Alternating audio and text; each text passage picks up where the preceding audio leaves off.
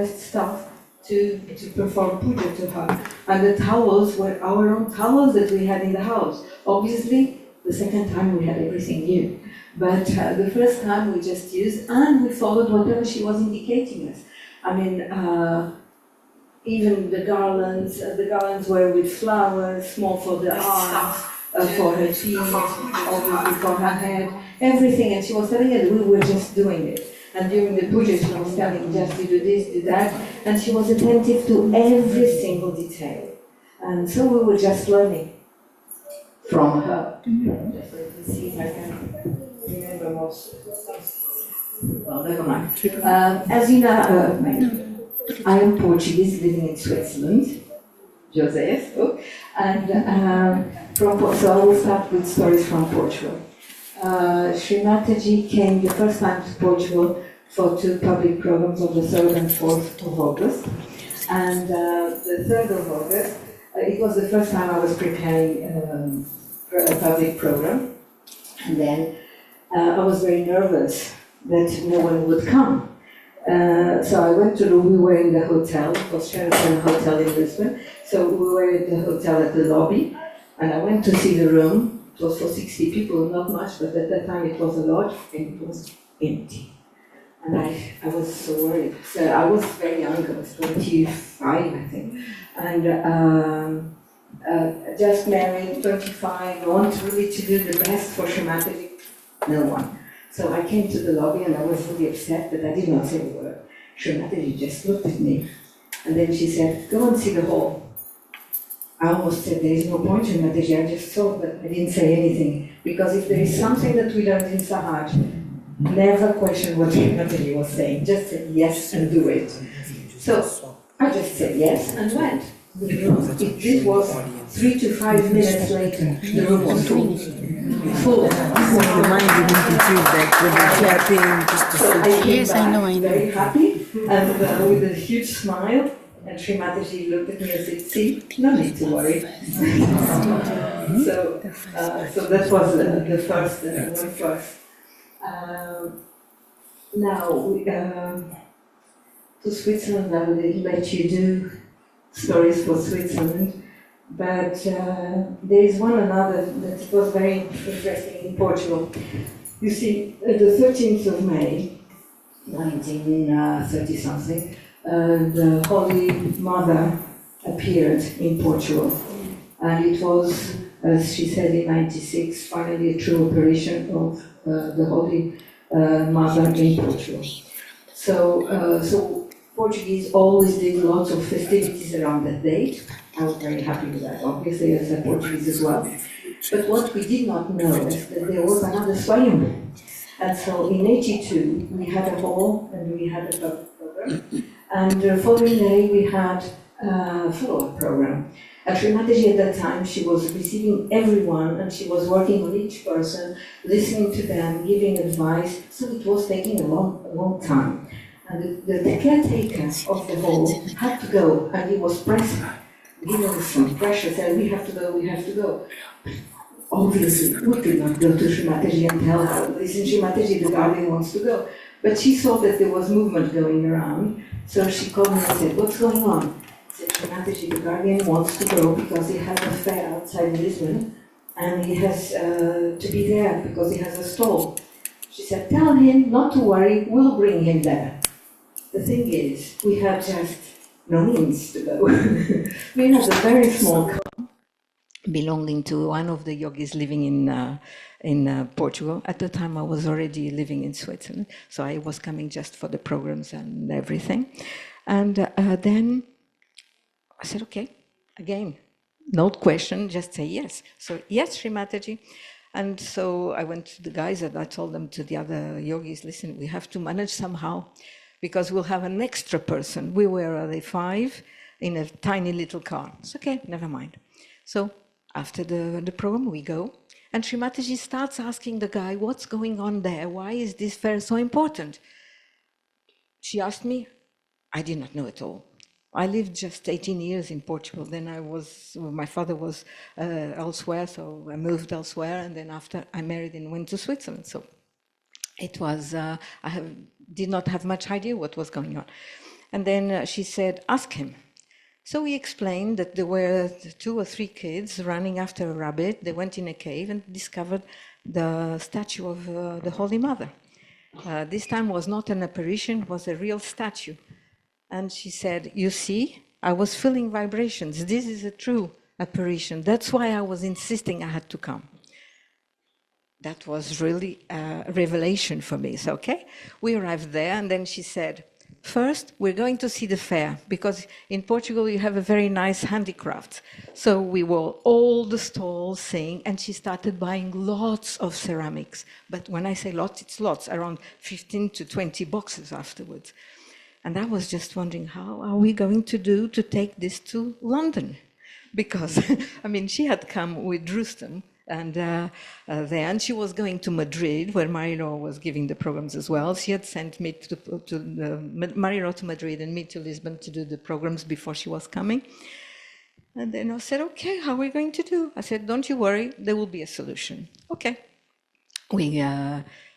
She told the boys to pack them and everything, and then she said, okay, I will not go to Maria Mary. You don't need luggage, do you? Well, people who know me know that I like combining things and have nice proper dresses and always have more than what I need when I travel. So that she was telling me, you don't need much, it was a joke because obviously I had quite a few things to take. But again, I said, no, Shri Mataji, it's fine. And I said, okay, you just bring your clothes, you'll put them in my suitcase. I said, no, I cannot do that. Said, oh my God. And I said, no, don't you worry, you take just a hand luggage and your clothes, you put in them in my suitcase. Obviously, I didn't want, so I tried to pack a small carry-on.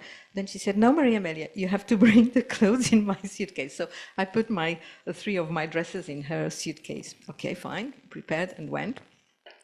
And then, but I lost part of the story, the Swayambhu. It's all in the same story, quite a few happenings. Then in this, she did all the shopping, and then she said, now we're going to see the Swayambhu. So there was a huge queue. I didn't want Shri Mataji to queue under the sun because it was hot. And then she said, no, I'm not going to jump the line. I'll wait as everyone does. Luckily, it was very quick. We moved in. We saw the statue. And in Portugal, normally, the Holy Mother, she's represented with light brown hair and sometimes blue eyes. And here it was dark hair and dark eyes. And when I looked, the hair was, we see in many of Shri Mataji's pictures, when she has the hair falling down, it was exactly the same thing. And I just looked and she said, see, it's me. And so, okay, we saw and knew it was a true Swayambhu in the country, so one apparition, one Swayambhu, so we were really blessed. And while going out, there was a sign saying, please give some money to, because they built a church near and everything to take care of it. And so I asked Shri Mataji, she said, what is it? She said, they're asking to give money. And then she said, you people, you can give, not me. After all, what is the point of giving money to myself?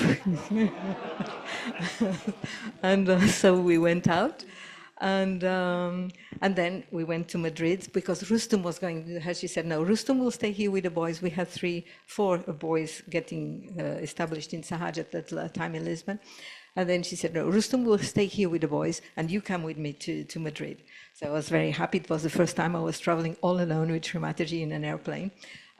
So you have to be so careful checking that the passport, the visas. And then I realized she had 1 visa for Portugal. And to come back, she was passing in Lisbon again. So a second visa was necessary. I said, oh my God. And she said, Shri Mataji, there is 1 visa and you need 2. And then said, no problem. You'll go in Madrid and you'll sort it out. I had no clue. I said, okay, we'll sort it out. And then, so we arrived in Madrid with those huge boxes, the 15. So at the airport, I was really counting them very carefully, and the suitcase of Shri Mataji, not to miss anything. And then she said, Maria Amelia, haven't you forgotten something? I said, okay, if she's asking, there is something. So I counted them again. I said, no, Shri Mataji, they are all here. Are you sure? Again? yes, Shri Mataji, they're all here. What about your sleeping bag? And it was running around in the luggage, my sleeping bag all alone. Obviously, I wanted just to be sure about Shri Mataji's stuff, so I had forgotten about my sleeping bag. So we went out, and the English who were in Spain were really looking, oh my goodness, all those boxes, what's going to happen?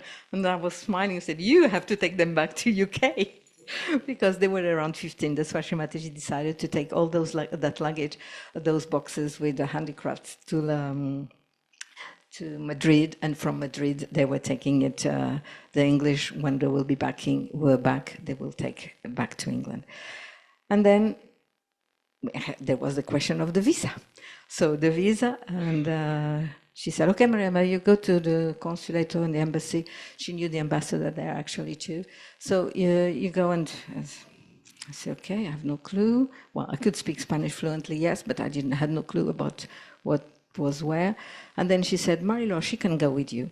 The thing is, Marilou was my sister-in-law.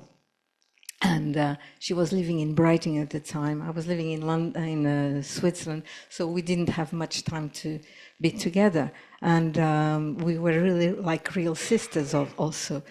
And as she was organizing in Madrid, she was busy. I was looking after bringing things to Shri Mataji. I was busy. Then she said, no, take Marilou with you. So we went for 2 hours, and we were chatting.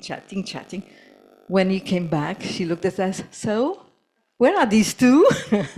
Because she knew she sent us on purpose so we could have our time together. And no, that was very sweet. And Marilou also, well, she had people who could look after things, so she could come and do it with me. So obviously there are thousands of stories, but I think it's enough. You heard me enough, so I'll pass the word. Oh, you want the Austrian one? Oh, yes. I told him yesterday.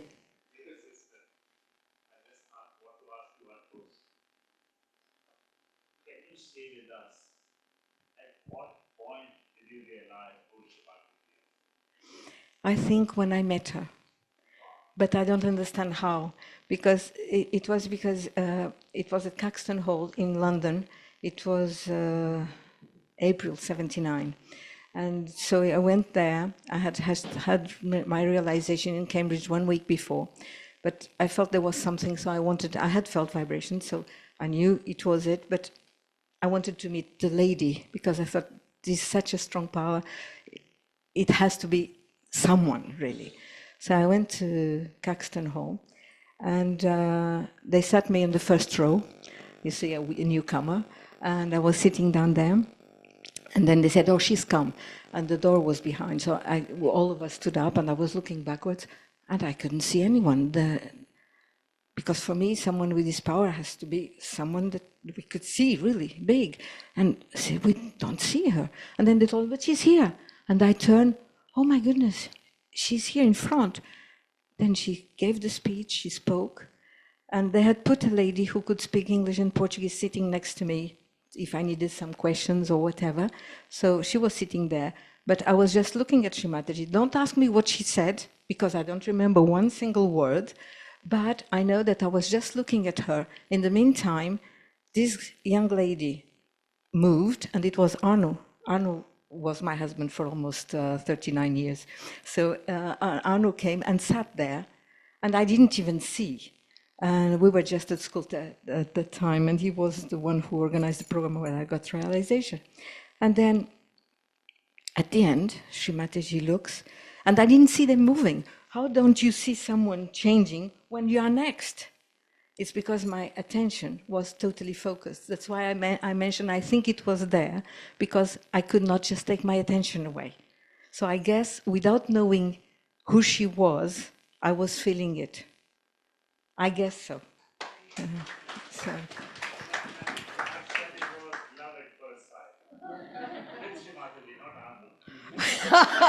Well, with Arno it was not. That's very true.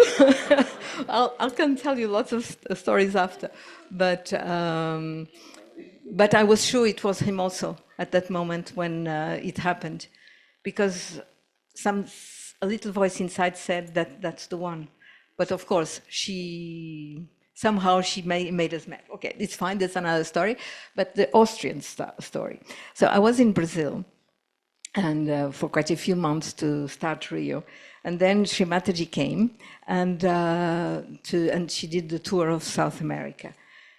And she was in São Paulo, she was talking to two yogis about marriages. So for you to have an idea, Shri Mataji was sitting there, the two yogis were sitting in front on the floor, and I was sitting here, you know, and served the tea and everything. So I was sitting here, she was not seeing me.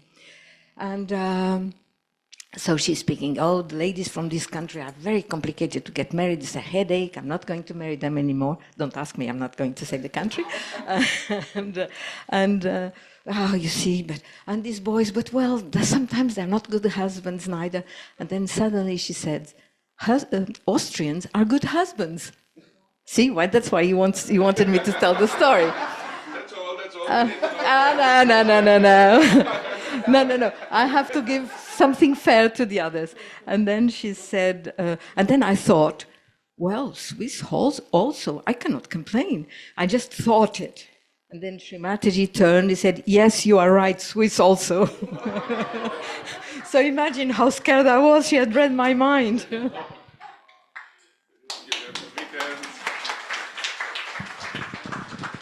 Thank you so much for kicking us off. And where's my wife? She's never here when an important story happens. She told me not to.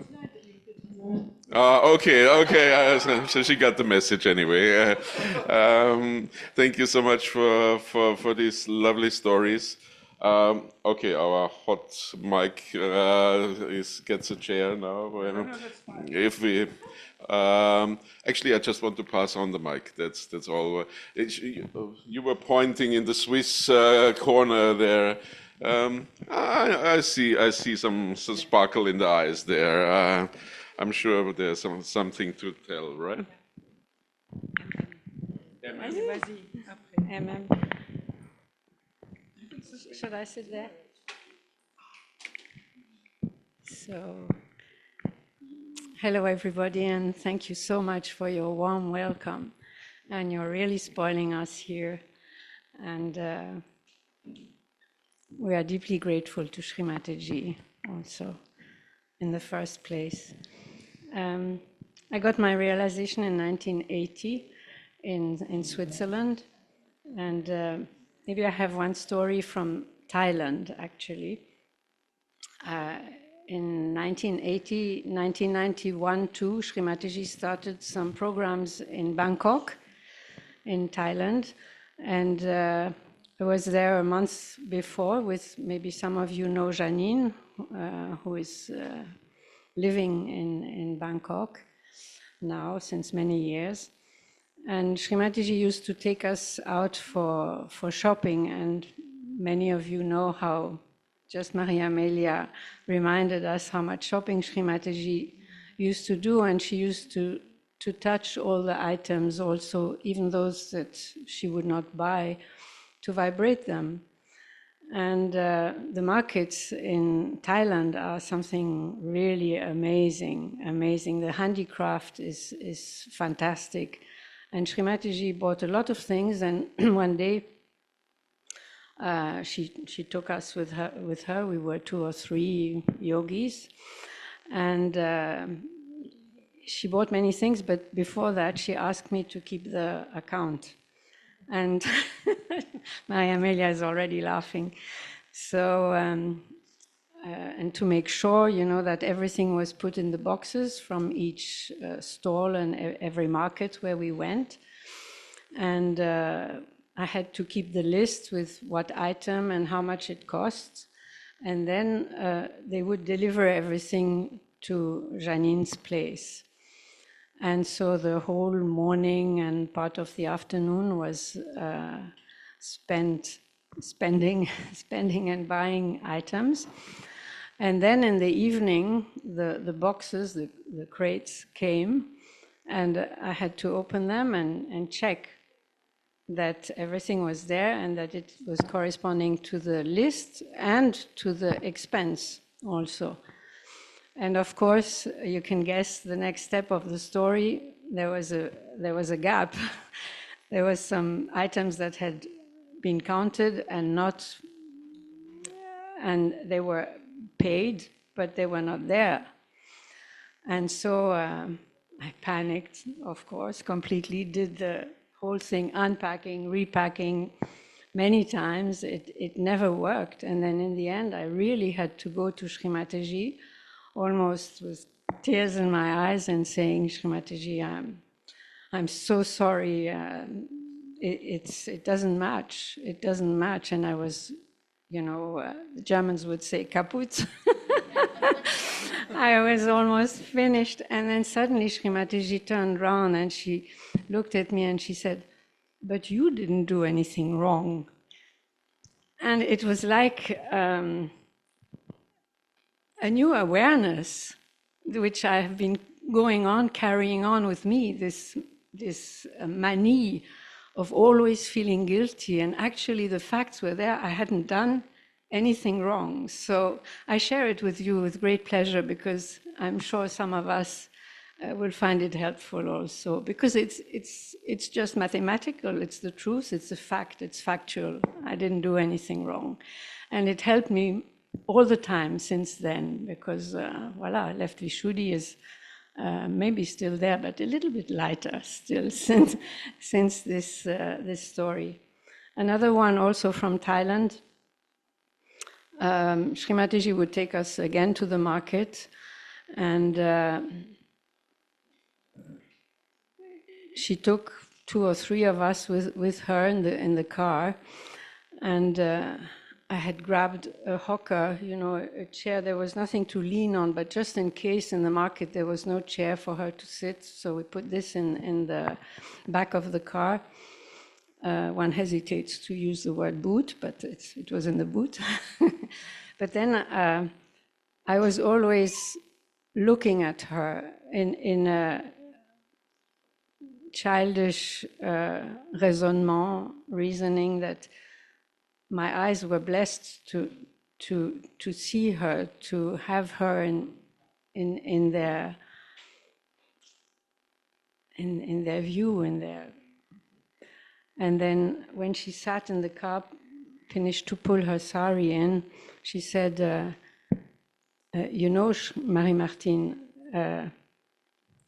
Lakshmana, he never looked at Sri Sita above her ankles. Of course, I didn't say anything, but then I was so ashamed. And since then, I've always been careful not to stare at Shri Mataji, not to stare at her face, not to look into her eyes, but always have the looking a little bit lower. These were stories from Thailand. Would you like to tell one until I remember?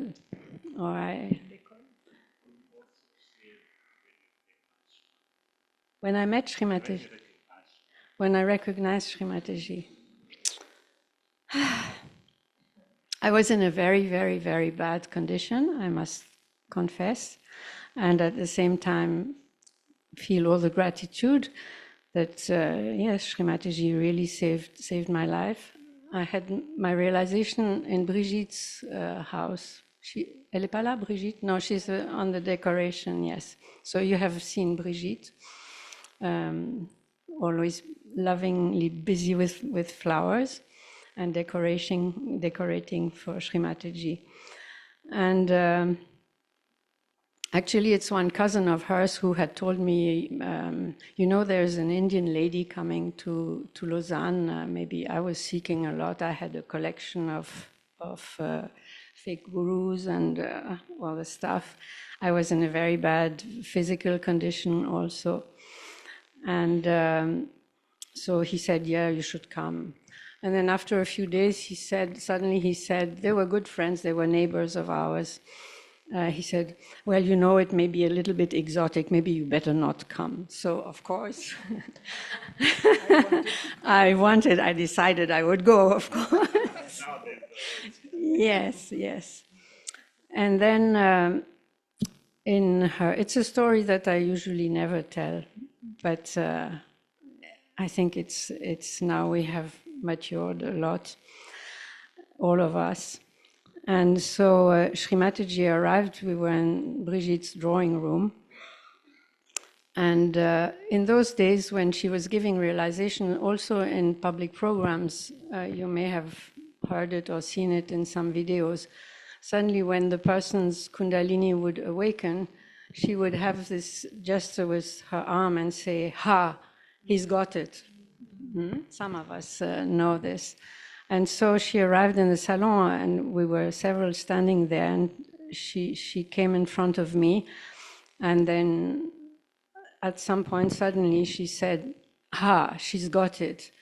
And at that moment, and for years long, I never told this story to anyone because I thought maybe because I was abnormal, which I was a little bit in those days anyway. But I saw a lightning coming out from her agya and just like scanning me from top to bottom. And I only took this as actual happening many years later when two of our children were at Dharamsala school, and we got to read these Amarchita Katha, those little Indian comics about the history of India. And there's one that is called Durga, and it still exists today.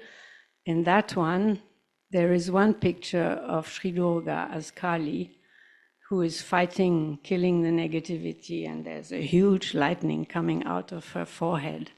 And then that day I was kind of relieved, feeling that it was something true that I had experienced, that it was not just imagination or abnormality effect.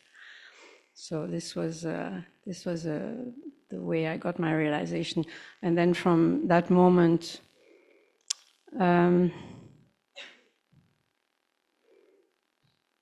it took still some time to get rid of my fake collection. I mean, there were only one or two, but it took some time until I understood there's only one, and it's Shri Mataji, and voila. And she kindly graced us and came to our house also, and she blessed the whole family, and which was falling apart at that time. And she also gave us 2 more lovely children, and a big, big heart full of gratitude.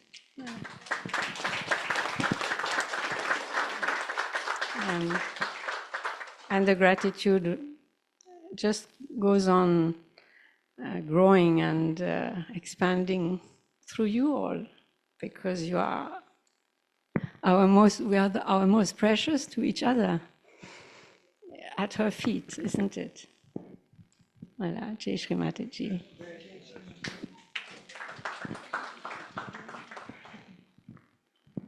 Jai Shri Mataji. And as we all said, it's really a discovery to come to this side of the planet. This country is just beautiful. Okay. This country is beautiful. You have the power of the elements, which are so vivid here, that for us it's really coming from the north, a discovery, and we are really grateful that we can be here. And now I should tell stories. Mariage commence avec quoi? I don't know. No, I don't remember anything if I ask like that. Attends, oui, mais il faut que tu me dises. No, I mean, Okay, I got, yes, what? I'll tell you one. Comme ça, you can think. It was in 1982. Shri Mataji came to stay at our house, and so we had prepared some food, and she was sitting on the edge of the bed. And this is really, I love to share this with all of you, and also to remind myself, because it's it changes it's nice to remember it when we have not a nice outlook on ourselves, which happens quite commonly. And so we had served her because she had asked so, sitting on the edge of the bed. And for dessert, among other things, there was Geneviève in those days also sitting with us. I had prepared some fruit. She had maybe asked some fruit. I can't remember that, but it was a pear. And for Shri Mataji, maybe that's also answering partly your question. I took a knife and a fork because I didn't want to touch it with my hands. And I didn't say anything, but I started cutting the pear, picking with the fork, and then cutting not to touch it. And then Shri Mataji said, "But what are you doing? Why are you doing that? You must..." And I said, "Shri Mataji, because it's you." And she said, "But you are a Saja Yogini now. You should use your hands."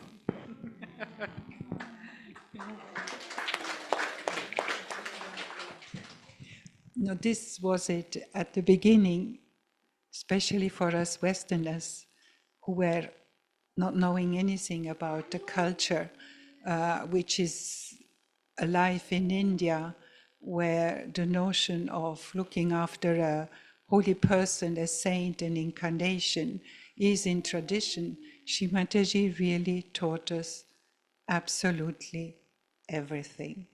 And if today in Saja Yoga we have a certain way of doing things, it's because it comes directly from her. On the other hand, what she said one day, she changes the next day. Because there is an evolution, there is a change, and nothing should become a static fact. Everything has to be alive. The essence has to be kept, but not the way. So if there are differences, after all, why should we do the same things? In the expression of our dedication, in the expression of our love, the same way in America than in Russia or in Australia. We are different people, we have different ways of expressing ourselves, but the essence has to be maintained. The core of the messages of what Shri Mataji was teaching us has to be maintained. So this is what we learned, sometimes also the hard way, but in essence, over these years, where Shri Mataji took us as really her children to get us up to become and experience within ourselves this relationship to her, where we learn to grow, to trust our instincts, to trust our vibrations, to trust our relationship, that it is true. We have a relationship to the utmost creator of everything, which was at times you forget and you make mistakes, and at times it's overwhelming. So of course, in the course of our years in Saja Yoga, we learned a lot of things. For example, when Shri Mataji came for the first time to stay with us in Rome, I had prepared a very nice bedroom, but with our things, like Maya was saying. But she told us afterwards that we should leave the bedroom untouched for 3 days. And already preparing the bedroom, we had moved ourselves in a back room, and we had clean sheets, decorated with whatever we had, put flowers, put bouquets, and we could see that the vibration were increasing. Then Shri Mataji is there, so of course you are in the web of it, But then she said, don't sleep in the bed for 3 days. And we kept looking, making sure the flowers are fresh. And as it is, we could see that the vibration after 3 days, we're back to I don't know how to call our standard. And Shri Mataji was then, later on we said that we could really see this increase and then this decrease. And she says, yes, when I go somewhere, the deities go there to prepare the place. So that's why we start to see the increase of vibration. And they stay back till it is time to go. And that's why you need those 3 days. And there is some funny things, because at one point, I think it was somebody who was meant to know that. And this person sees Shri Mataji and says, Shri Mataji, I don't know what happened to me. I woke up, I had fallen out of the bed. Okay, so I went back, and then I found myself again on the floor. It happened 3 times in a row, Shri Mataji. I couldn't understand. And Shri Mataji says, you were not meant to sleep in the bed, because she did it. She didn't wait for these 3 days. So, yeah, when you are meant to know something, you have to be respectful to the protocol Shri Mataji is giving it to you, or to us. Because, yeah, I mean, also there, she might say something to one person, which is really meant for that person, and it's not meant for the collective. And other things she might say to one person, which we better all, try to learn from and imbibe. So there is both.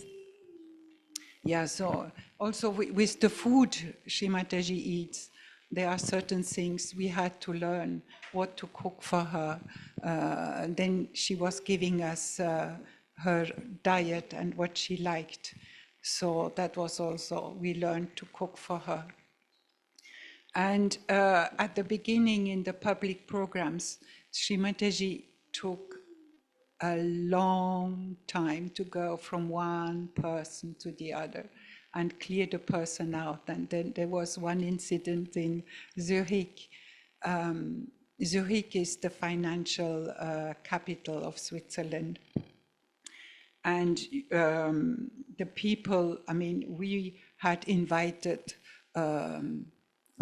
connections, acquaintances to come and experience the chance of meeting Shri Mataji. And so there was one person, a young man, 30, 35, a banker in one of our main banks. And Shri Mataji comes in front of him because he said he had not felt the vibration. So Shri Mataji stands before him, and I think the chairs had little armrests. So she was holding, looking at him. He was like that. And she says to him, say, Shri Mataji, you are the bankers of all bankers. So this person, seeing an Indian lady, having to repeat, being a big chap in one of these big banks, we never saw him again. Yeah, he must have said it, He had no chance to escape, but we never saw him again. No. And Shri Mataji would also, when she was in a country, she always wanted to know, what are the traditions of the country? What is the handicraft? So, I mean, most of us have been traveling with huge amounts of luggage from one country to the other. Shri Mataji at that time was also collecting presents to give to all the Indian brothers and sisters. So for example, in New York, you have one area which is the Little India. So it's 2-3 streets, but if you are there, you have the feeling you are in a street in Bombay. And you have a number of sari shops. So Shri Mataji would go look at all the saris in these sari shops. And she bought 100, 200 saris, but a huge amount, and contrary of what we felt was right, all these saris were nylon saris. And we were a bit puzzled because when we are with Shri Mataji, we have either silk or cotton, but natural fibers, nothing synthetic. And then she says, yeah, you see, this is for the Indian ladies who cook in Kabela, who cook in India, because you wash and wear, you wash and wear. So one sari a day, you wash and wear, you hang them. They are very practical.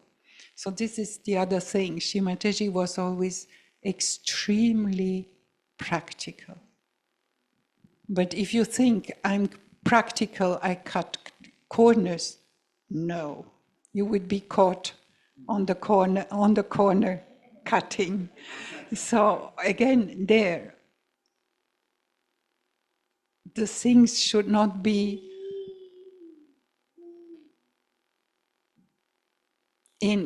not neglect. That's maybe not the right word, but you might get the picture of what I want to say. It's, you do it properly, but always with common sense, with a practical sense for life. So yeah, somebody else.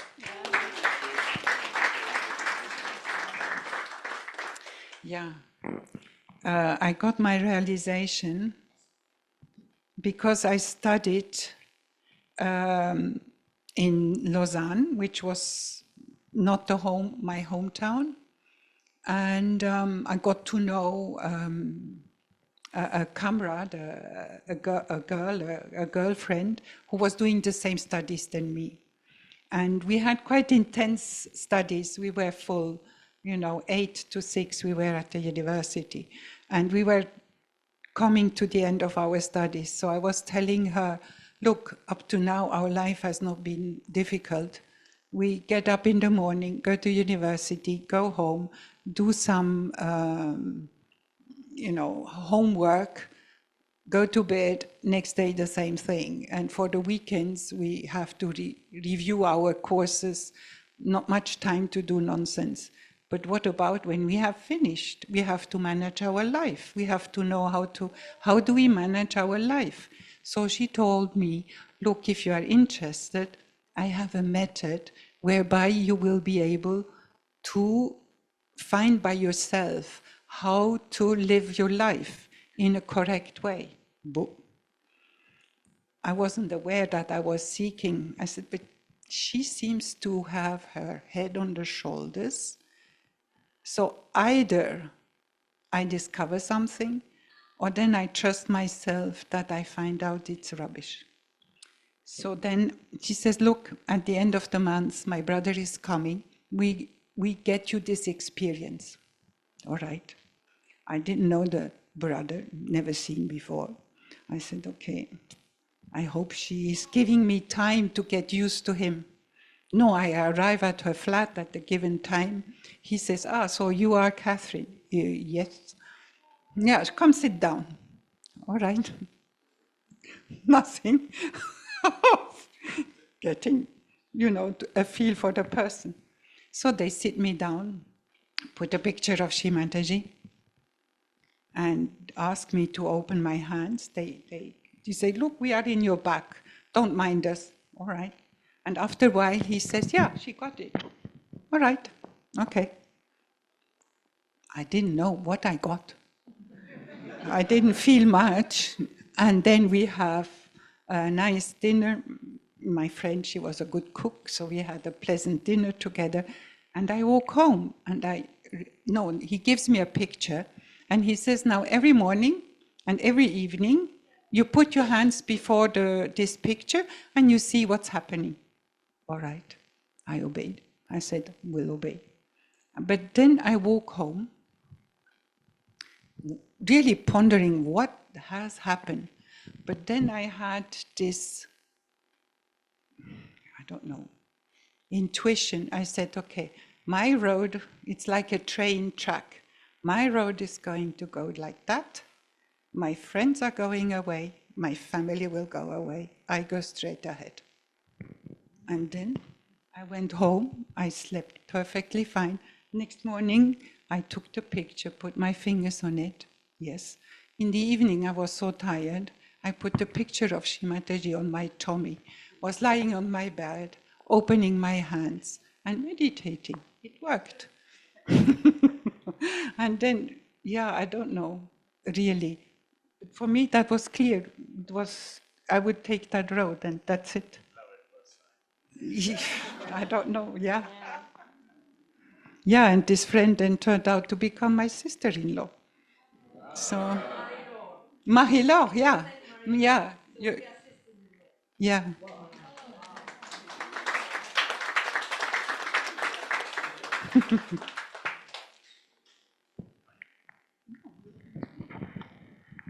So I'll share a very short story. Shri Mataji used to come with all the brothers and sisters from India and overseas, traveling different towns before Ganpati Pule. So I was still kind of new in Sahaj Yoga then, and our coordinator had organized everything for Shri Mataji's visit to Dehradun. And one thing he forgot was to buy any sweetmeats, the mithai, for Shri Mataji after lunch. So just in the last hour, as the public program was being organized, he said to me, oh, quickly, you need to run to the Bengali sweet shop and get some sweets for Shri Mataji. So in my complete ignorance, I just went and bought rasgullas, like a dozen rasgullas, and that's all. Not knowing she's the Adi Shakti, I should be buying a lot of variety, you know.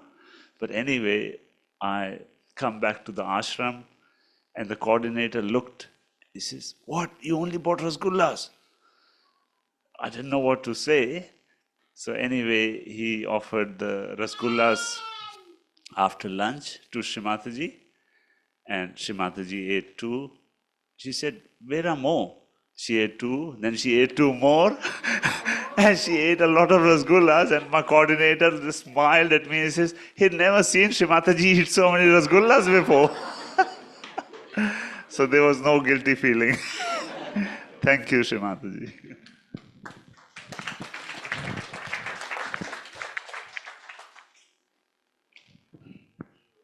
Wonderful stories. Yeah, we are fine with the cable. Anything coming up on this side? Yes. Hello, my name is Pascal. I'm from Paris. So very short stories. So I got my realization in Paris I think in 1987, something like that. The first experience I had is about marriage, which is something quite challenging for the Western people, especially for me. So, so when I started to go to the seminars in Europe, it happened that there was some weddings with Shri Mataji, where Shri Mataji was matching the couples. And when I saw the first time I saw that, I said, wow. So these people never met before, and they just accept to be married like that. Well, I'm not ready for that, not yet. I was very honest in that. But you see, this kind of things, work out in your mind until a point a few years later, then you say, okay, I want to apply for the wedding in India. So I applied to be married in India, because it was at the time of Ganapati Pule. And I was matched with an English lady, English girl. So we were matched, and we did the ceremony and everything. And so I went back to France, she went back to England. But it didn't work out as we were expected, as I was expecting. So the ladies say finally, after a few weeks, well, you know, I thought I was ready for a wedding, but I'm not ready. Okay, I say, are you sure? Don't you want to try? Da, da, da. But she said, no, sorry. So a few weeks later, so the marriage was finally cancelled. And a few weeks later, my leader, Patrick, one day just called me and he said, what do you do the next weekend? I said, I have no plan. Would you like to go to Shuri Camp? Shuri Camp is where is the house of Shri Mataji, where Shri Mataji used to live. It's near Cambridge, I believe. Yeah, it was near Cambridge. Yeah, would you like to go to Shuri Camp next weekend? Shri Mataji would like to introduce you to somebody else. I say, really? Yeah, well, okay, you don't answer now, you just call me tomorrow and you just say what you want. Well, I just had one day to think, or 1 or 2 days to think about that. So I knew that if I say, okay, I'll go to Shuri Camp, then my decision was taken. I wouldn't like to say no to Shri Mataji and in front of Shri Mataji. That would be very insulting and so on. So I had to decide whether I should go and be ready to say yes. I didn't know the girl, nothing. I didn't know anything about the person.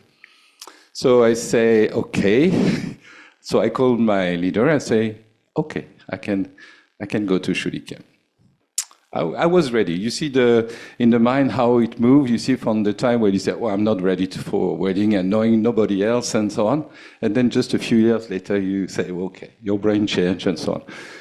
Your mindset changed. So, but I didn't want to go alone. So I asked to my best friend, I said, do you want to be my best man? So, you see, to be with me. So, okay, so we went to Shuri Camp by car. We arrived and people were welcoming us very nicely and said, okay, you should take a shower, get to change and so on.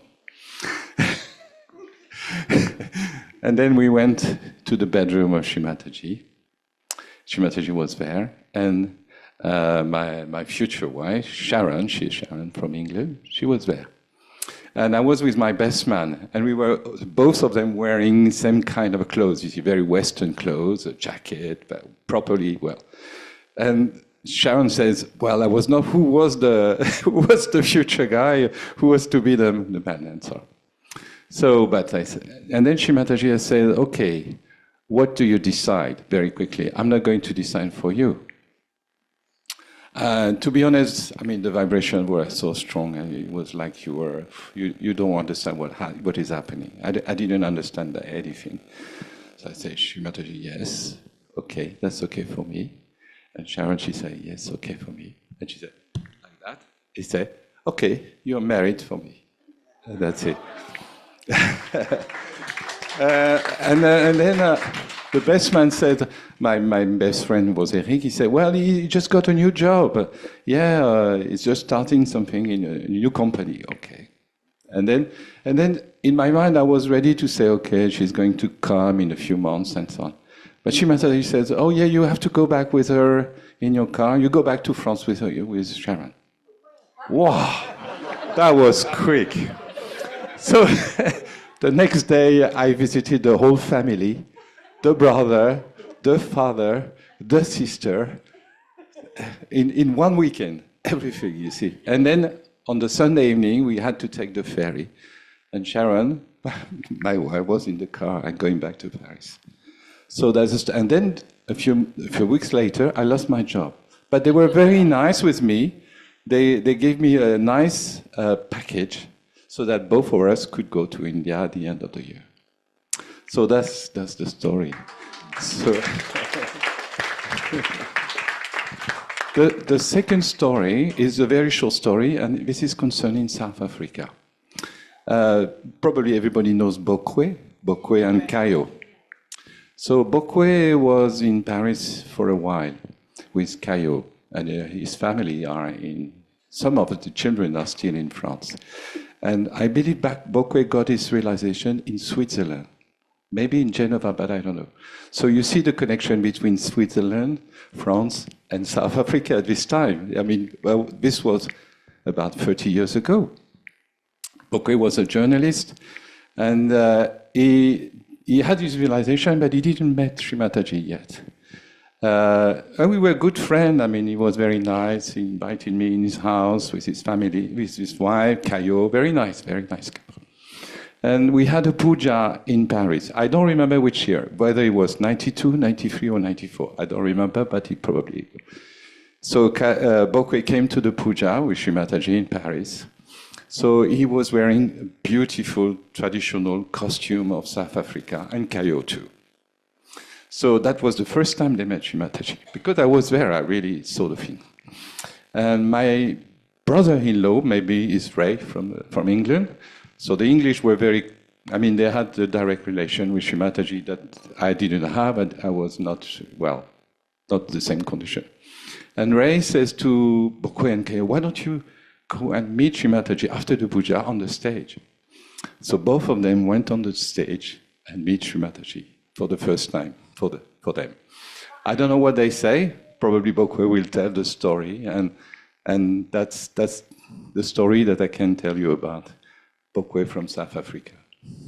And Shri Mataji, of course, talked to everybody, welcomed everybody. So they spent some time with Shri Mataji on the stage. And the last very short story is about India tour. Yeah, you know, in India tour, that was sometimes very tough conditions, working on the Guru principle, and Shri Mataji was saying for the Westerners, very clear things, how to behave, what to do, to work on the different chakras and so on. But you know, the Westerners sometimes have to go too far in the fanatism or doing things really systematically, and sometimes we lose joy. And one day, Shri Mataji says, let's go to the cinema in India. Okay. So everybody went to the cinema, and we had a Bollywood movie where there were killing, singing, all the things. You know, Bollywood movies, that's like that. And Shri Mataji was on the balcony, and when there was a stop during the film, somebody brought an ice cream, everybody had an ice cream, we had some fun. We said, but yesterday Shri Mataji was saying something completely different. But I think she was showing that, okay, that's very important, but we have to be not so serious about all these things. We have to have the joy also. So that was one of the memory I have. So that's it.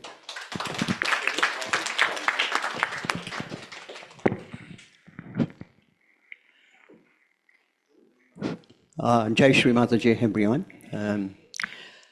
Talking about the India tour, it was indeed a very, very challenging and tough tour. But at the end of that tour, you then realize what life is all about. It's amazing when you finish that tour, the 6 weeks tour. It's absolutely different feeling when you get there to Ganapati Pula from Delhi, Nizamuddin that we talk about. Okay, in 1996, we decided to do the India tour, and our leader, the late Sivagavanda, asked me to, that time I was a coordinator in Durban, and he asked me to represent South Africa at the international seminar in Ganapatipula. And keeping that in mind, and I took we took a South African present for Shri Mataji, and it was amazing that when I went into India the first time, I met with Antonio from France, and I spoke to him, and I said, our leader, Sivagavanda, asked me to represent South Africa, and can I do that? And he said, no, you can't. You're not allowed to go into the seminar. I said, okay, fine. That's not a problem. That evening, on that Saturday evening, I gave the present to Shri Mataji. We went up stage and gave the South African present to Shri Mataji. And I didn't think anything about going to that meeting in Ganapati Pula. The Sunday, we were in Ganapati Pula in the Pendle, and we were all meditating and enjoying ourselves. And suddenly, somebody comes to me, comes to the Ganapati Pula and says, "I'm looking for K. Pillay. I'm looking for K. Pillay."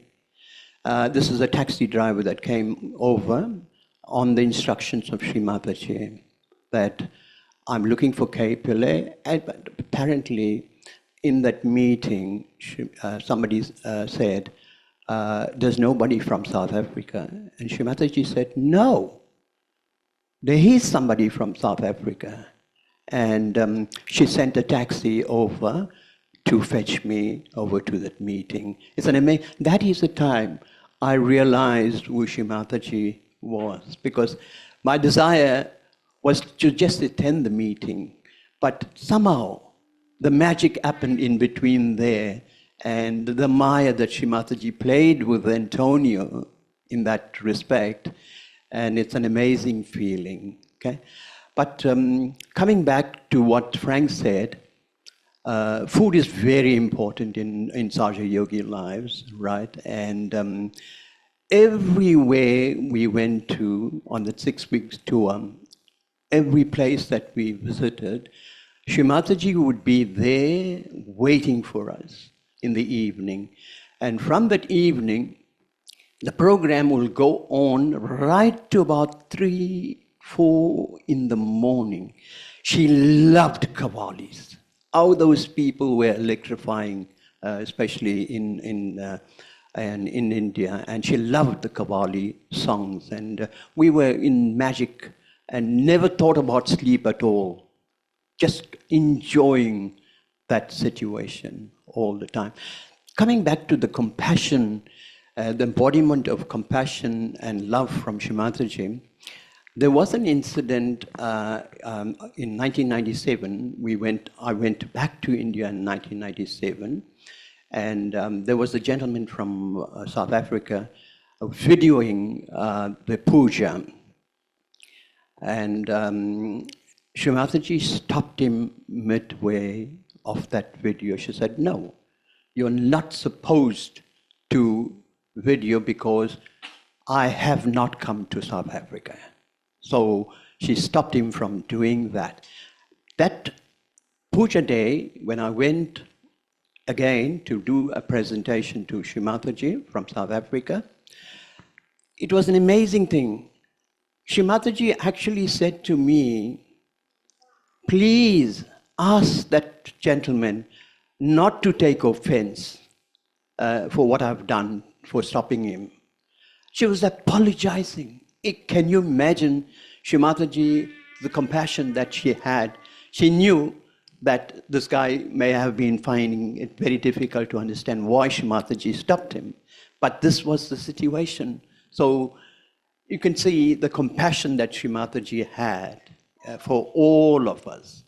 Then in 2007, in Navaratri Puja in Sydney, we had the occasion to go directly to Shri Mataji, and suddenly when I spoke to Shri Mataji, Sir CP was there, and Sir CP said, "Shri Mataji, there's 400 yogis in South Africa." And Shri Mataji said, "I know everything about South Africa." And she even made me a Punjab, because she said, "You're from Punjab." And I was amazed, because maybe in my past life, I may have been coming from Punjab, right? And also that one little thing I want to share with you is the Australian yogis came to my wife when we were in the Navaratri Puja and said, "Please give us a recipe for pancakes." And Shri Mataji loved pancakes, apparently.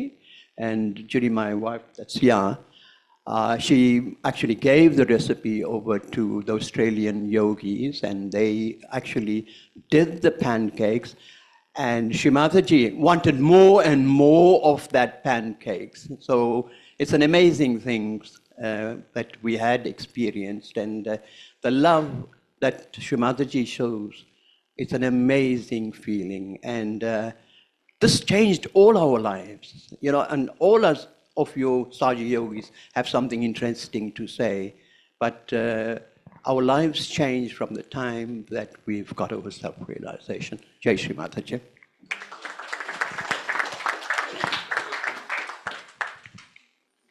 So just for managing expectations, we have maybe two, three more stories maximum. There is because the flower sellers are coming, and I know some of you wanted to buy some bunches of flowers to present.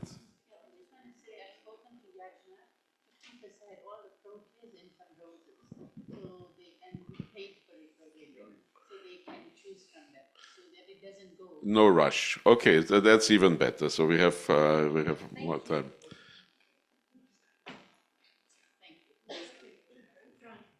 Sorry. There was one more here. Jai Shri Mataji. I received a self-realization in 89, and I came from Nagpur. And there was a puja in 93, the first in Chhindwara. So I was part of the Yuva Shakti there, and I took the role because there was a tour that started from Delhi, and there were people going to a tiger reserve in Madhya Pradesh, Kanakisli. So there were 11 buses that they went there, and they were coming to Chhindwara. So those buses were going to drop them off in Chhindwara, and then I have to bring them to Nagpur. So I was going from Nagpur with 40 vans, empty vans, for them to fetch. And then Baba Mama, Shri Mataji's brother, assigned me to prepare the garland for the puja. And they all left. So I was the last one to go. And the puja was supposed to be starting at 11 in Chhindwara. Now what happened that a day before there was a festival, I think it was Holi, the colors festival. So normally all the farm laborers, they drink, and it's a holiday. And we didn't know that. So next day the market was closed and there were no flowers. And now I was assigned this task to prepare the garland, and the market is closed. Now what to do? So luckily there was another yogi who was there with me. So I asked him to send him to the farm. And when he went there, he saw all the laborers, they were drunk from previous night or yesterday, and they were all, sleeping. Now what to do? So luckily, all their children were there, and they were very excited to see somebody coming and talking to them. So he collected all those children, and they collected all the roses from the farm for the garland. But it took some time because we couldn't readily buy it from the market, so get it from the farm and pluck it and all of that. So it was the time was ticking. And I had a professional guy who will prepare the garland. So anyway, and with Shri Mataji, my sister, she's a doctor, she was attending to Shri Mataji. She has to be there with her all the time. And 11 was the time for the puja, and all the yogis were assembled in what we call in South Africa, marquee. So the Indian marquee is not so very well structured because it's closed on the sides. So it was like an oven. And the yogis were sitting there from like 10, 10:30, because the puja was to start at 11. And they were like literally cooking. And people were coming and meeting Shri Mataji and greeting and chatting and all of that. My sister was behind Shri Mataji. And she said, Shri Mataji didn't show any sign that, okay, now it's 11 o'clock, let's go for the puja. She was chatting and welcoming everyone, it carried on. And here I was worried that, okay, by the time I will reach, the puja might be over and there won't be any garland. It will be such an embarrassment that, okay, first time in Shri Mataji's town we had puja and nothing is prepared properly. So I was full of that guilt. So last, when I left Nagpur for Chhindwara, and I reached there at 3. So as my van entered in the premises, this is what my sister told me later, that sharp at 3, Shri Mataji said, now we are ready. So from 11 to 3, people were cooking in that marquee, and nobody knew why Shri Mataji is delaying so much. But she knew that her children, the small Ganesha that plucked flowers for her to make garland, she was waiting for that. So that was quite an experience.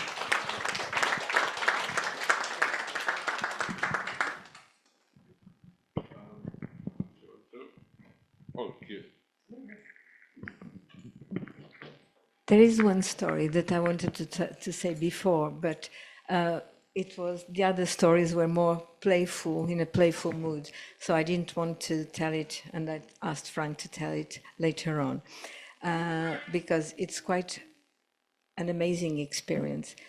It was in Brazil in '92, and Shri Mataji did the whole South America tour, and then in Salvador. And Salvador is the place where the Portuguese brought the slaves from Africa to Brazil. And so she asked me to come and attend to her, which was quite symbolic because it was a Portuguese in Brazil, and the place where all these poor people had been taken. And she was saying, in the evening, she was saying, oh, with all these slaves, they're asking for salvation, and they are troubling me, and it's painful. And while I was listening, I did not know what to do. And then she went to sleep. It was time to sleep. She lay down. It was a night of full moon, so there were no curtains. So the moon was really shining in and could see everything like if it was daylight. She was lying down on her bed, and she was really, well, in pain. We could see she was saying it. She was really in pain. It was very difficult for me to see it because what can you do to help the Adi Shakti? I mean, you can't. But I did not know what to do, so I was there.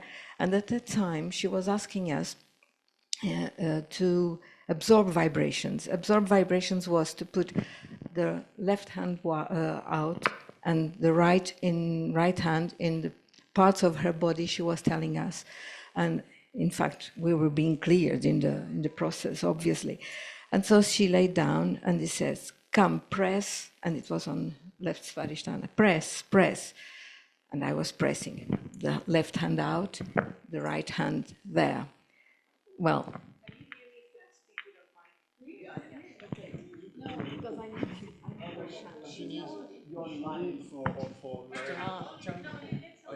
I'll hold it for you.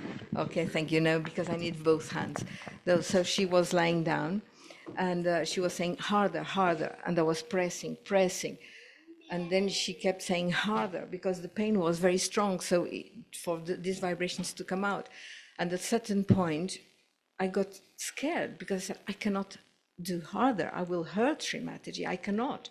And then I prayed Shri Ganesha and said, Shri Ganesha, please help me because I cannot do harder because I will hurt Shri Mataji. Obviously, again, it was here that I thought that. And then she said, you cannot hurt me. This body is just vibrations. Then I said, okay. And then she said, press harder. So I was leaning with all my weight really there, like this. And she said, harder, harder. So I went in, and I went. I said, okay, I know I cannot hurt her, so I do. And then my arm started entering her body and disappearing till here. She had a white sari, and the white sari was here. My arm was not there anymore. So, and above all, it was just vibrations. Just vibrations. What she had just said. Could not feel in anything. It was just vibrations around it. So I wanted to share this with you. Jai Shri Mataji.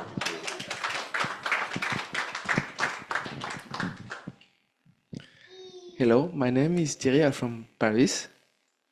I got my realization in 1990. When I saw Shri Mataji the first time, she's an evening program in France for the Guru Puja in 1990. And when I saw her for the first time, I felt so love. No words, no thinking, only love. But there was a bhajan. I saw some guy dancing in front alone on the stage, in front of Shri Mataji. Wow, I saw that, wow. I would like one day dance with Shri Mataji like him. He's so courageous. But I prayed, Shri Mataji, I would like to dance for you. I can't, okay? And a few years after, there is a puja in France, it's Durga Kali Puja. And after the puja, all the leaders offer the present of Shri Mataji. And in my head, somebody told me, Shri Mataji gives a name also. We can ask for the Indian name and dance also. Why not? And jump on the stage. The leader looked after me, what are you doing here? I would like your name.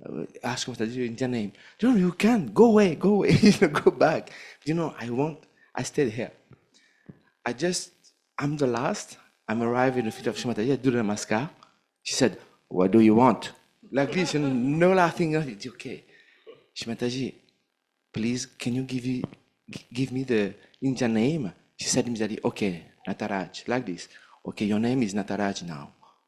Okay, I do namaskar. After I said, when I get up the stage, she said, where are you going? Do you know what it means, Nataraj? I said, no. It means king of the dance. and now you must dance for me. Now. Wow, a big shock, I'm scared. Okay, I dance like this, And the same here, I wasn't gonna participate. With 5,000 people in Ganapati, Ganapati, what is it, And so then I saw Shri Mataji speak with the Baba Mama. And, I feel myself in the heart, Wow, what happened? She focused on me, she looked after me. And after I saw Baba Mama get up, he took the mic, he said, who is a French guy dancing very well? Everybody, he's here. I said, no, not me, it's you. Shri Mataji said, you want to dance for me? Come now to dance for me. So it's so nice and very good experience.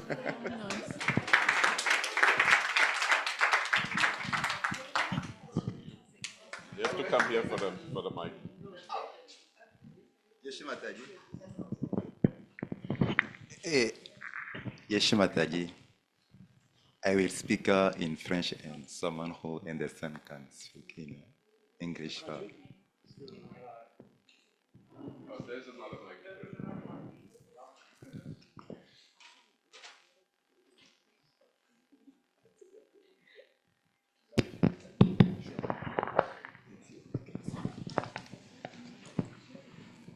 C'est juste 10 secondes. Ok, Shri Mataji, au Bénin, il y a une expérience que nous pratiquons pour le groupe Puja et j'aimerais partager avec vous. So, Pacifer, his name is Pacifer, and he's come from Benin country, and he would like to share an experience that he had in the Guru Puja. Yeah. Chaque fois au Bénin, quand nous voulons faire le Guru Puja, on fait le Puja pendant 10 jours. Et chaque soir, nous verrons une incarnation de Adi Guru Dattatreya. Donc chaque soir, on commence par le premier Adi Guru et nous terminons par Shri Mataji. Okay, so when they let's say, perform the puja, the Guru Puja in Benin. Let's say, this puja lasts for 10 days. And every single day, they bend or they do the puja to one of the Adi Guru, so the 10 Adi Guru. And the last day is the puja for Shri Mataji. Ok, donc à la fin du puja, les vibrations, les sensations, ce qu'on ressent, c'est différent. Et c'est par rapport à ces sensations, j'aimerais savoir si c'est ce que tous les collectifs font, s'ils venaient chaque fois, s'ils venaient chaque cours avant de faire le Guru Puja ou bien c'est seulement le Guru Puja ils font. Voilà. Maintenant, j'aimerais savoir si au niveau du collectif mondial, si c'est ce que les autres font aussi ou bien c'est seulement Okay, nous qui so pratiquons Pasifia ça. would like to know whether in your collectivity, this is the way you do the puja, the Guru Puja, that you run puja for all the 10 Adi Gurus, and then... Voilà. Et au cours du puja, que se passe-t-il?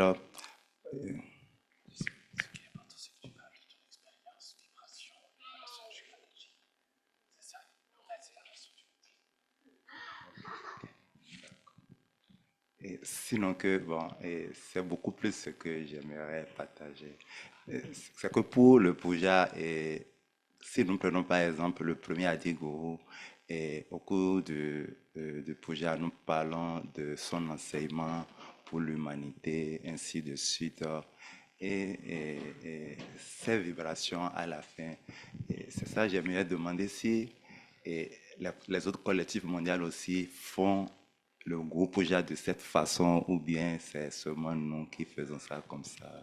So, Pasifia would like to know, as I say, whether you perform the puja, the Guru Puja in this way, and what experience do you have at the end of every puja that you perform for each Adi Guru, or do we do it in another way? Or we do it as we do the Guru Puja to Shri Mataji? C'est un peu ça que je m'attends. So that's all what you wanted to. Yeah. Okay, but you don't have a personal experience.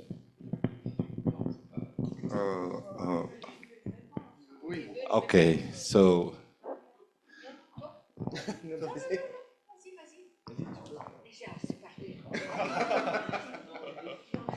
You can answer maybe. yeah, well, what we can do in Paris when we do the puja, we do the Adi Guru Puja, the puja to Shri Mataji only.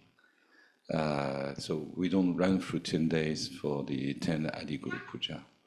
But on the stage, we represent the 10 Adi Guru symbols, but at the end, we perform the puja to Shri Mataji. Voilà. Maintenant, j'aimerais demander si les autres collectifs peuvent faire l'expérience et à la fin voir la différence, ce qu'on ressent réellement à la fin quand on venait chaque Adi Guru, que c'est différent par rapport aux autres pujas, quoi. Et c'est beaucoup plus l'expérience et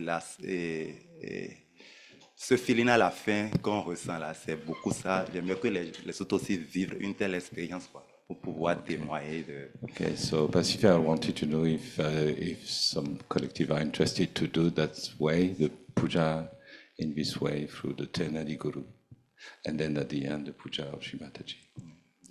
That's.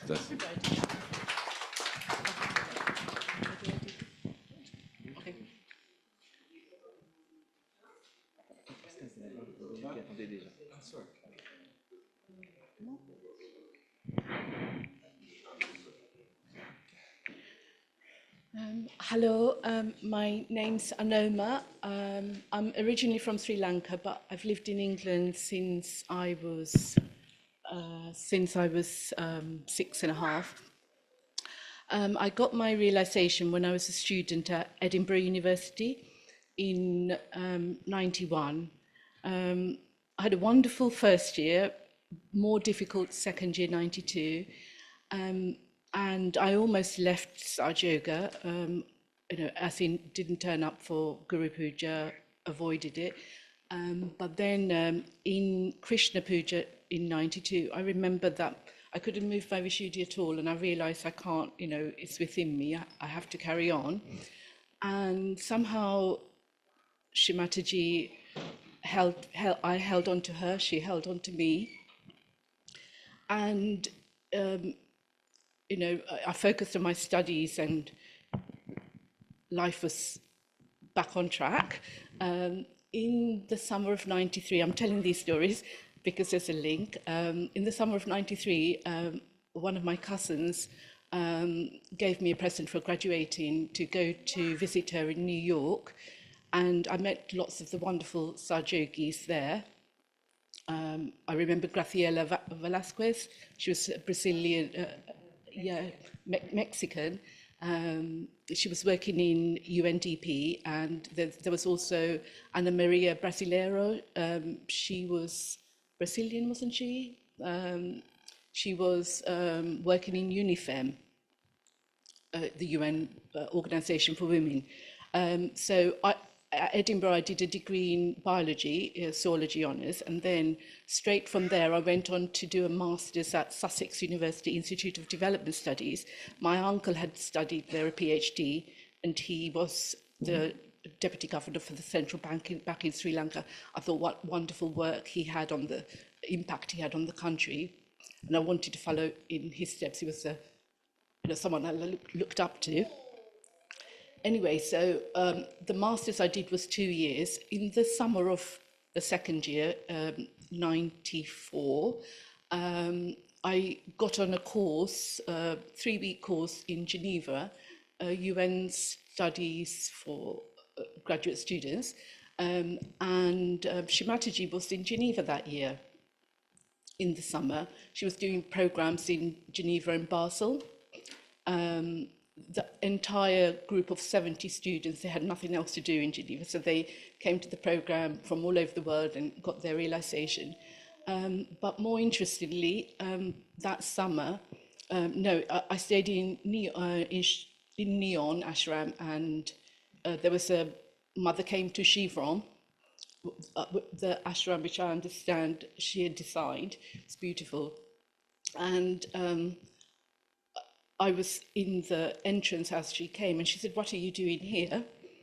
I'd been introduced previously as a Scottish Sri Lankan back in 91 to her.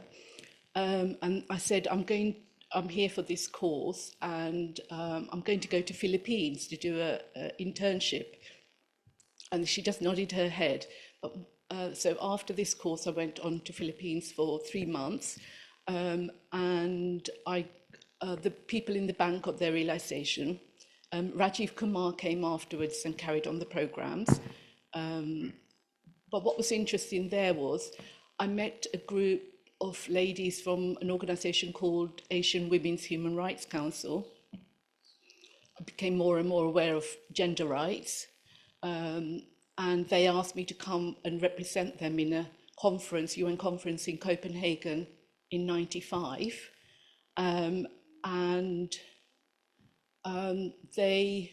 So I did that, met Professor Yunus, who's now the president, I think. Did that happen? In Bangladesh. He started the Grameen Bank, so amazing people.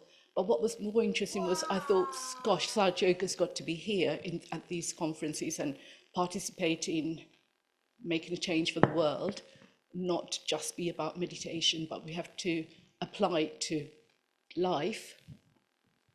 And so when I got back from Copenhagen to England, I said this idea to Derek. And I have to say, I thought he was amazing to have encouraged, just to see where this idea went, of taking part in the next UN conference, which was in China, to UN Women's Conference in 95, as you all know.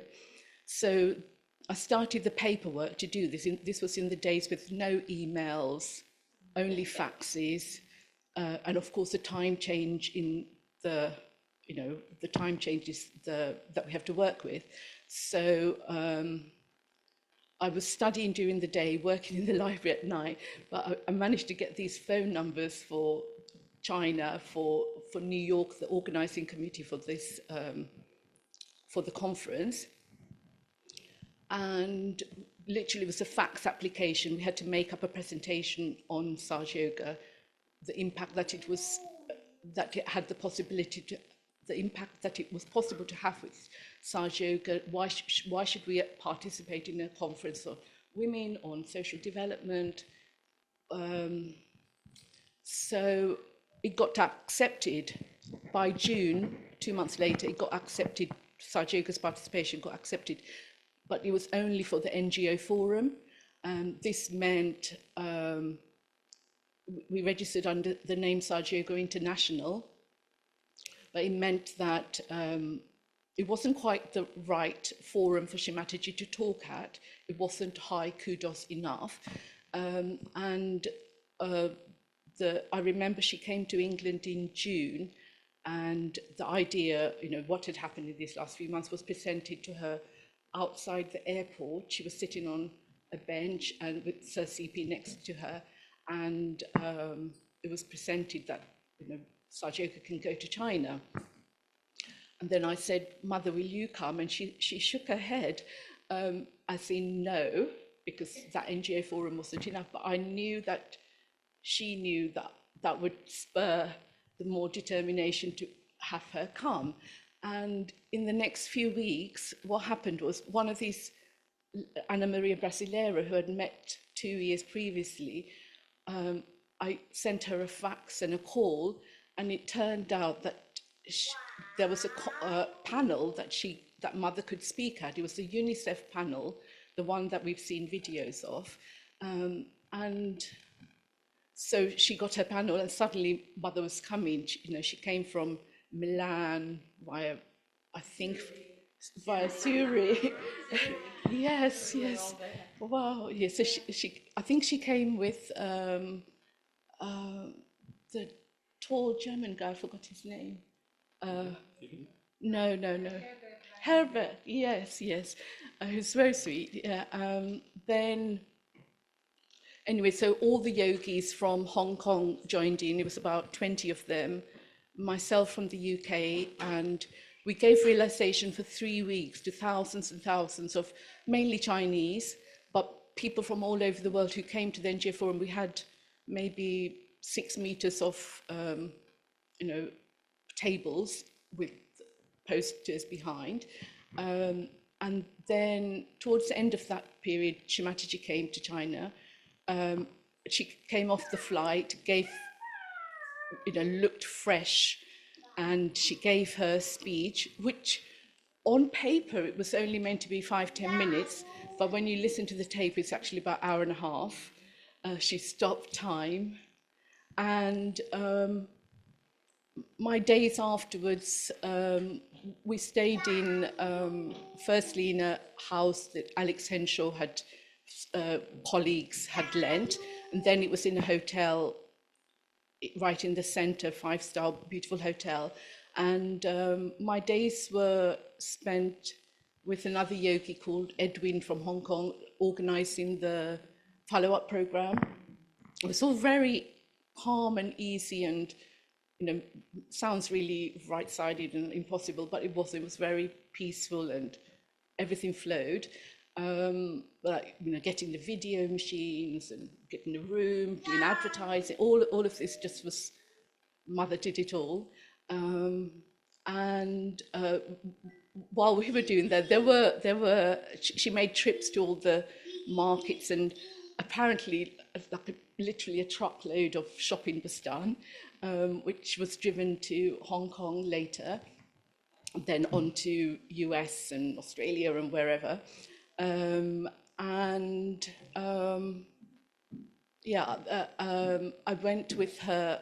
I asked permission. I remember in the lift with Al Ganesh encouraging me to ask if I can go on the same flight to Moscow, because afterwards she had a puja in Sri Shakti Puja in Moscow, 1995.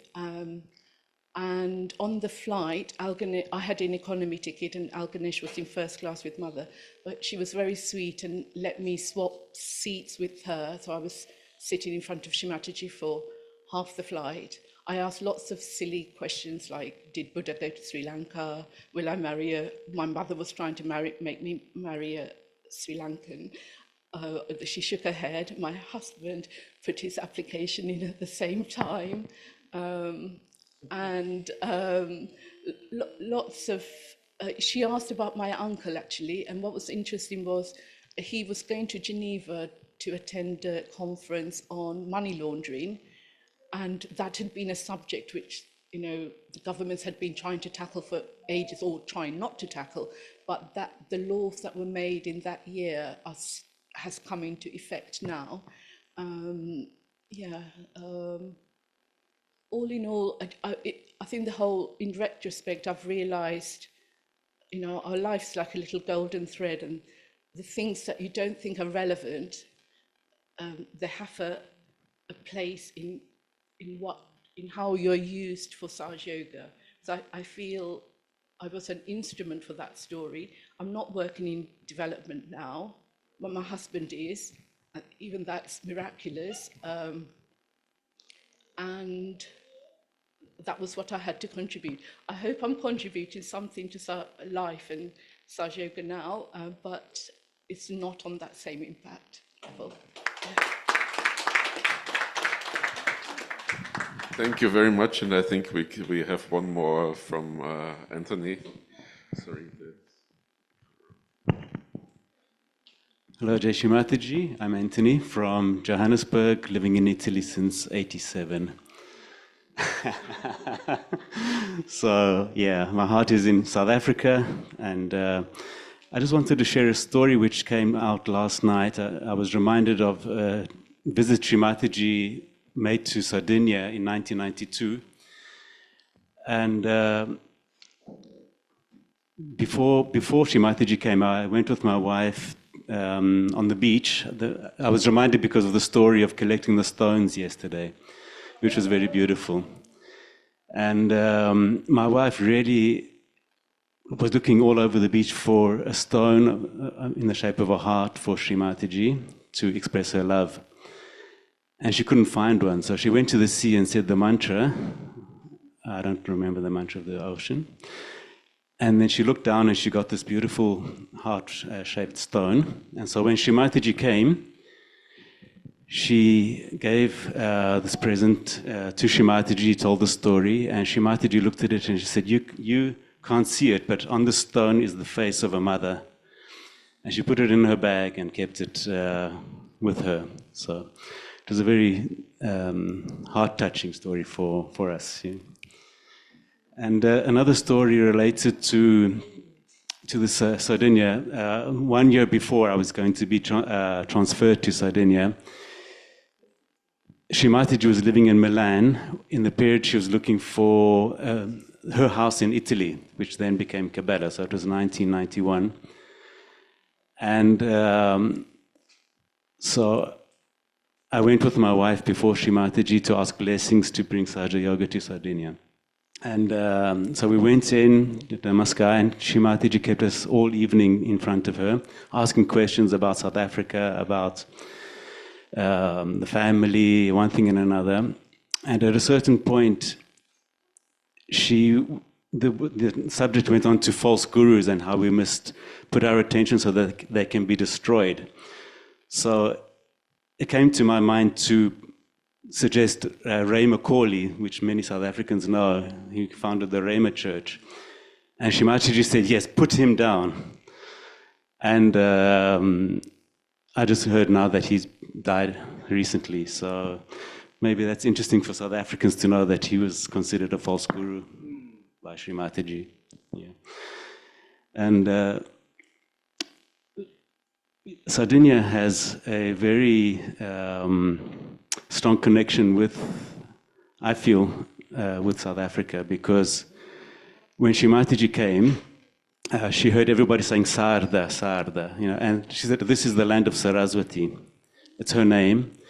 And the country is so like South Africa. So it was almost like Shri Mataji had come to Africa. That's the way I felt. The nature is beautiful. The geology is of Africa. Everything is so beautiful. And when she came, the whole country was full of yellow flowers. And yeah, so after the program, Shri Mataji meditated on the people and she said the people are so beautiful, so deep, so generous, and loving. And I really felt was in these few days is that exactly the same as people from South Africa. So yeah, so Jai Shri Mataji.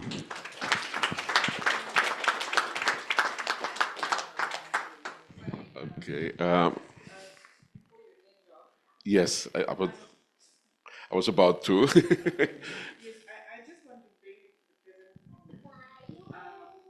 you all for being here. I'm overwhelmed with this. I wasn't going to share this. It's only I'm inspired by your talks and mentioning Shri Mataji, not coming to South Africa, but she has. I have a photo of her. We were traveling on the bus, and we were, obviously in Europe. And I well, as you all must have felt her presence. So I do have a photo which I'd like to share her story. I don't know how we're going to put it up, but and the funny thing is, you just mentioned there was yellow flowers, so I drew a yellow band over to show her. So you made a photo out of the bus? No? No. Shri Mataji is on the mountain. On the mountain, okay. So she is here for this Puja. Wonderful. Jai Shri Mataji.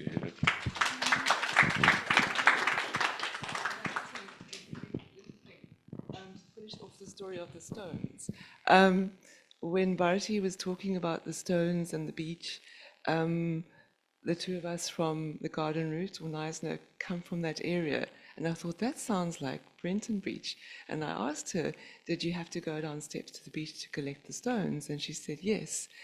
And perhaps people don't know this, but Brenton on Sea was the place where the first ever South African National Collective took place.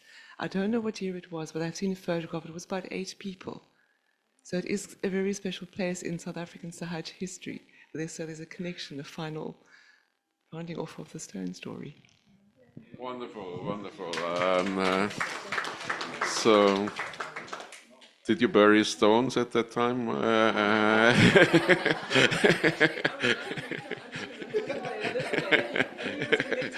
Okay.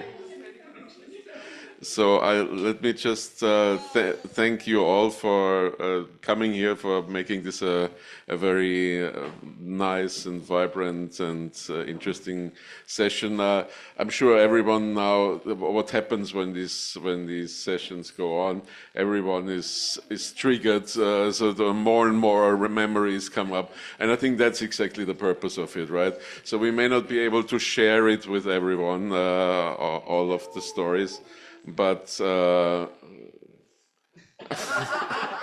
but we have one more.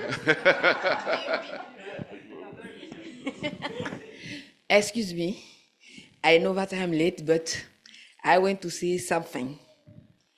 You know, Shri Mataji know everybody,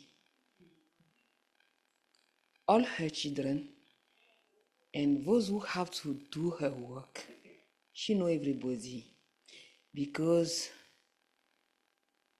for us in Africa, I don't meet her closely, but our friend tell that she has said that in Africa, she don't need to go there.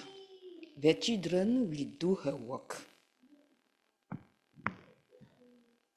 For me, when I start to do Saja Yoga on 1998, I get my self-realization by one sister who live with me. And some months after, when I was going to the collectivity, they say that Shri Mataji asked them to send the picture of the Saja Yogi. And we collect our picture and we send it. Among the people, there were 4 doctors, medicine doctor. And the response is that the 4th doctor, she gave 4 scholarships for the 4 doctors to go to Washi to learn how to cure people. In my country, I was alone to go. In my country, Ivory Coast, there were 2 persons, 2 ladies, and in Benin, 2 persons also. But among the 4 persons, only me was gone to do the 6 months. She paid everything. But what I don't mind is that when I was in Washi, the occasion to meet Shri Mataji was there. But I'm just like a child. I don't search to meet her. When she came, I'm joking. I don't go there. I don't go soon. I go do my work. I don't search to meet Shri Mataji. I don't know. It is not necessary for me to meet her. She is God and she can do everything. So I don't need to meet her.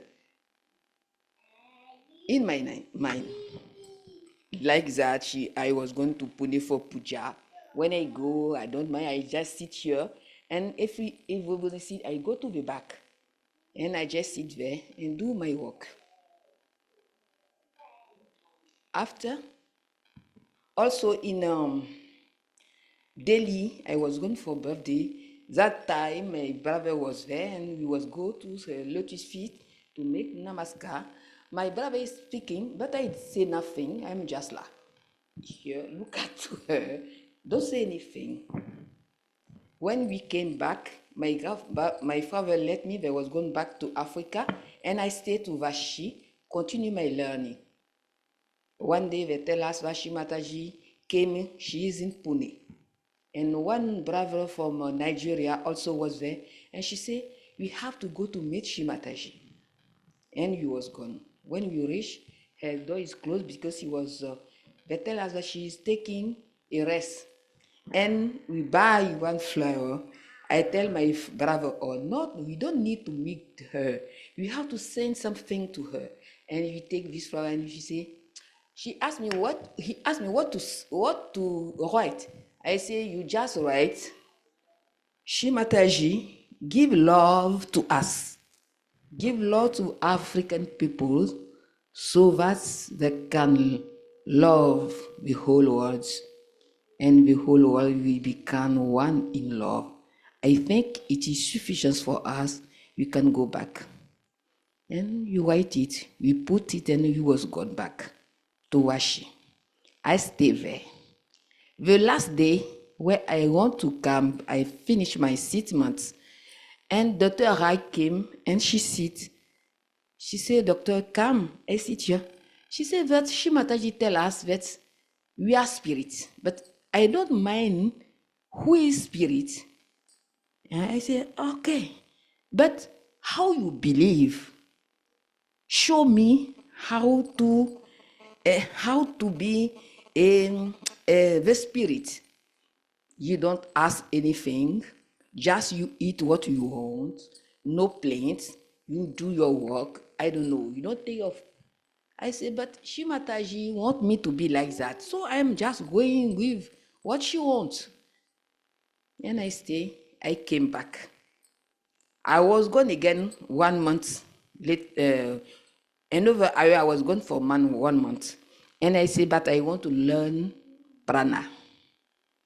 We are searching a school of prana near Washi, any school.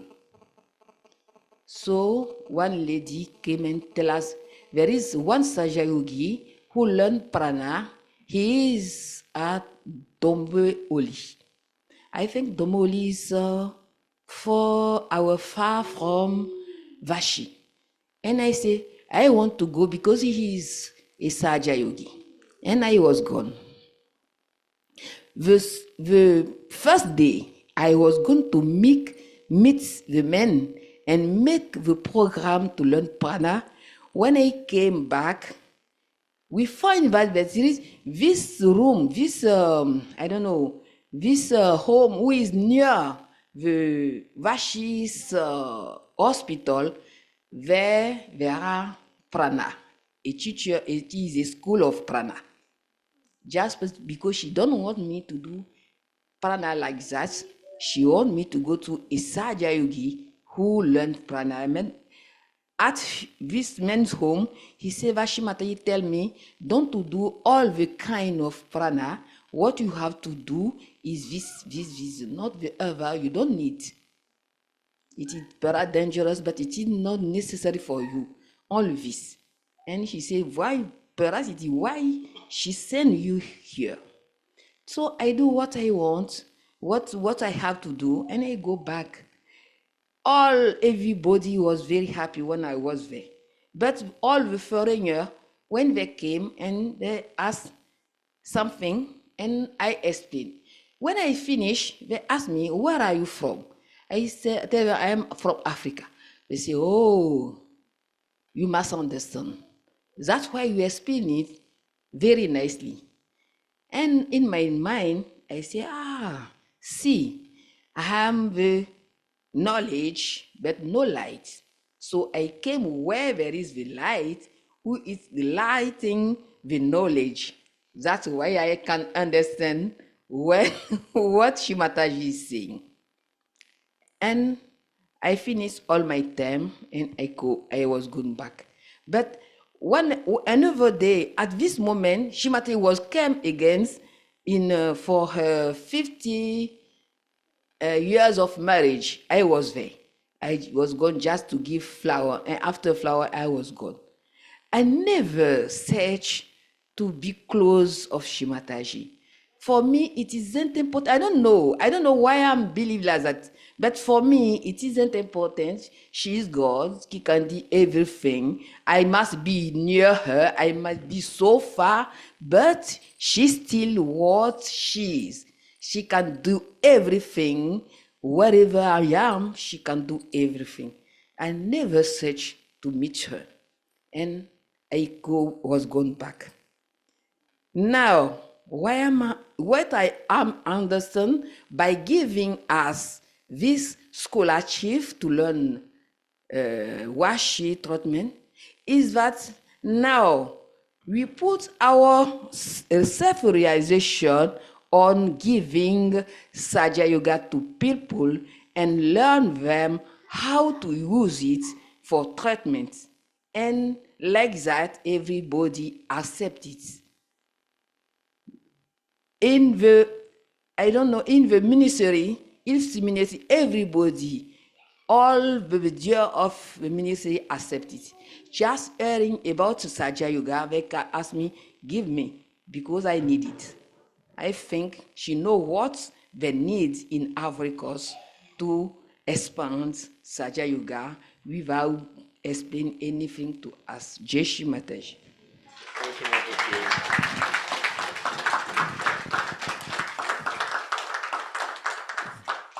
Thank you very much. So, as I said, we all have our stories in our minds now, and